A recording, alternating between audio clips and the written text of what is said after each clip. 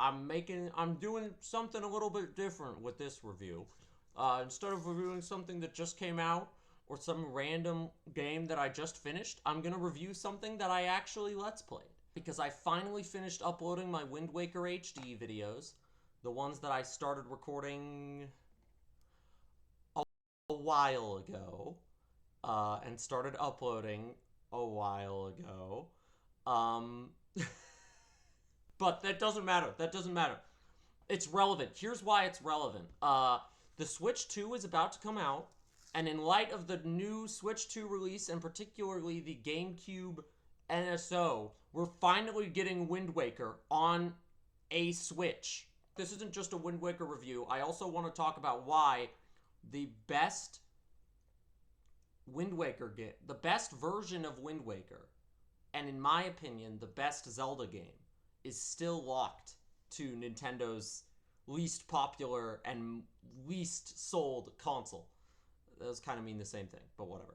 Wind Waker HD is, I think, the perfect version of pre Breath of the Wild 3D Zelda design, in that it's got, I think it captured, for me, it captures the feeling of the expansive exploration and the kind of openness that Zelda is now known for perfectly, without sacrificing the other things that make Zelda games great. Dungeons, towns, mechanical progression, all of that is still there, and it's kept intact. If anything, it's I made some little notes for this video, which I usually don't do for my reviews, but here we are.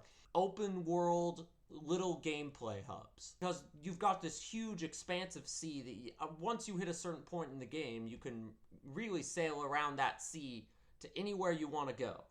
And within that sea, there's all these little islands, and each island is a little gameplay hub. Some would complain that that makes the game a huge world with a lot of empty space, but particularly in the HD version, there are a lot of tools that help you speed up that process. The Swift Sail is such a great addition that I truly have no desire to play the GameCube version of Wind Waker that's coming to Switch NSO, where I can't use the Swift Sail. Having to, and it's not just that the Swift Sail lets you go fast. It's also that the Swift Sail makes the wind direction follow your movement, so you don't have to pull out the. I have not played the original version of Wind Waker. Let me just say, but my understanding is that every time you want to like radically change direction, you have to pull out the Wind Waker, title drop, and play the instrument to change directions and go where you want to go. Whereas once you get the Swift Sail, and you don't get it right away, which is a great like Nintendo feature. You don't just the sail isn't just automatically the Swift Sail. They didn't just replace the sail. They made it a cool item that you have to do a little side mission to get. I don't remember if the side mission is required or not. Again, it's been a while since I actually really played the game. But regardless, the Swift Sail is such a good addition that it turns what could be a tedious world to explore. And that's the main complaint I hear when I hear people who don't like Wind Waker, is they just find the sea tedious to explore. Wind Waker HD did not feel tedious at all. We're sailing around, we're zipping, we're zooming. We can slow down if we want to investigate little things, but ultimately, like, there's such exploration freedom available that it's like, it doesn't even matter that the game only has like 5 dungeons. And they also took the Triforce quest from the end of the game and made that less tedious too. Encouraged exploration more with that, because I believe in the original game, for one thing, you have to pay Tingle for a bunch of maps. That's lame. But also, you can't really like do it ahead of time. Maybe you can to some degree, but I just know in the HD version, I was able to collect most of the Triforce pieces before I got to that point in the game. Now, I also knew that that was going to be a late game thing because I'd heard about it, so, you know, if you're playing blind, it could catch you astray, but if you're really like Wind Waker's seafaring world, especially with in HD, is so colorful and captivating that I didn't mind having to do extra stuff. I didn't mind having to explore every nook and cranny towards the end of the game. And I was rewarded for exploring early by finding Triforce pieces and having some of the quests done already. And that is the kind of great improvement that, unfortunately, Switch owners have no way to experience because, bafflingly, Wind Waker HD has never been ported to the Switch. And now we're getting Wind Waker on GameCube NSO, and it makes me feel like we're never going to get it on the Switch. But there are reasons to play the game on Switch too. If you don't want to go out and buy a Wii U, if you're a newer Zelda fan, if you started with Breath of the Wild, there are a lot of mechanics that have gone on to define the Breath of the Wild era of 3D Zelda. There's the Deku Leaf gliding is a big part. The Deku Leaf is an item that you get fairly early in the game, and with that item, you are able to paraglide around like Link does in Breath of the Wild. I mean, that is kind of the key movement option. That's kind of the biggest movement thing. I mean, it was in Skyward Sword, but it's like a very limited use in Skyward Sword, the parasail. Gliding is much more of a Wind Waker thing. Even if it is on a magic meter in that game, which kind of makes it different, but whatever. There's Koroks. It's not, and they're not annoying like in Breath of the Wild. They're just characters that you run into around the world. Like, that's where the Koroks were introduced as NPCs. Same area you get the Deku Leaf. There's Triforce chart gathering to map out the world. Lets you know what each little quadrant has in it, so you can go, that's got this island in it. I want to go explore that. Or, I want to get this map, and then I'm gonna... And then there's charts that will tell you where, like, treasures are, or where enemies are, or where all sorts of... I got... Some of those charts I got so late in the game that it didn't even matter, but it was, like, charts that would tell you where stuff was. So even though this world is big and full of, like, empty sea between everything, it really doesn't feel too tedious to traverse. It feels very fun to go through. There's even like a very rudimentary basic version of using enemy weapons. Like, you can kill an enemy, pick up their weapon, and then swing it at somebody else. It's not even close to the level of how Breath of the Wild and Tears of the Kingdom do it, but it's the first usage of an idea that would go on to be sort of associated with newer Zelda. So if you're only familiar with Zelda through these newer titles, I truly kind of think Wind Waker is the best one to try out if you like Breath of the Wild era 3D Zelda and get tired of the other eras, or have not gotten into the other eras of the series. I think it's a much better entry point for pre-Breath of the Wild Zelda than Skyward Sword is, the one that actually did get an HD Switch version. And then there's the things that Wind Waker has that newer Zelda doesn't have. First and foremost, I think a genuinely really good story. I think the way that Wind Waker ties in the lore of previous games is more well done than I'm used to from the Zelda series. I think Ganon is the best that he's ever been in Wind Waker. He is, despite the cartoony style, he is such an intimidating presence. I'll talk about it in a little bit, but the ending of the game does something really interesting with him. But they're like, he feels like a formidable foe too, in that the first time you encounter him is very, very early in the game. There's a early on stealth section, which is a bit of an odd opener. I think it definitely kind of might be off-putting if you're just trying to playing the game for the first time, knowing that it opens with a take your weapons away stealth segment, the Forsaken Fortress. But it's interesting narratively because you go there to complete an objective. You complete that objective, you encounter Ganon, and he whoops you.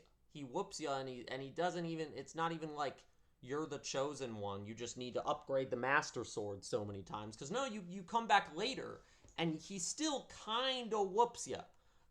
Even at the very end of the game, he's still an incredibly powerful and intimidating force who's not only his power, but his, like, age.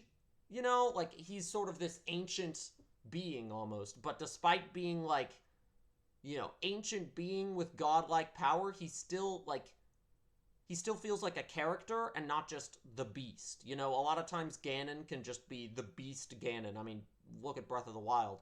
But the Wind Waker Ganon feels very much like a human, and the same human that was in Ocarina of Time. Especially when you get to that ending that I think I'm going to talk about now. Spoiler mark here.